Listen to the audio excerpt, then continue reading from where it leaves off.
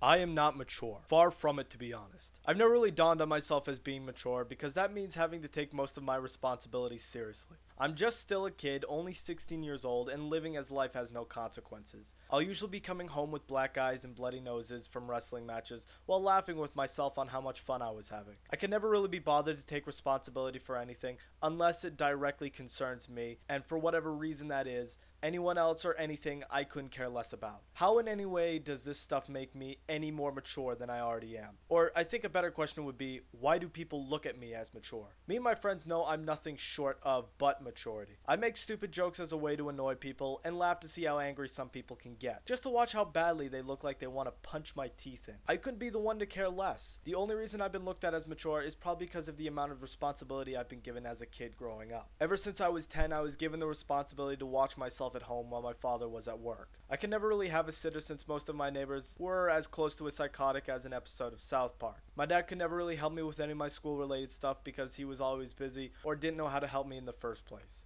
I've always needed to look after myself at home and at school, which gave me a lot of experience on taking care of myself in general. My father taught me how to cook, clean, and importantly budget money. Probably the thing I'm most thankful for is knowing how to save money instead of jumping on every chance to buy something new and expensive. This is where my maturity is looked at, since most of it is based on how much experience I've had to almost living by myself. But even with all that experience, it's just still something that I know but nothing I would normally do. I'm lazy. I cook about a ramen packet and a hot dog every day to save time for nothing else I really have to do. I procrastinate about as much as a literal corpse, and it's no wonder why people look at me like they can't trust me. That's fine if having no one trust me means losing the idea that I'm mature. Having people think of me as the responsible young adult also means having to be looked at as a role model by others. And by God, if the world started to act a little more like me, they'll be damned if the little piece of my generation dies just a little bit more.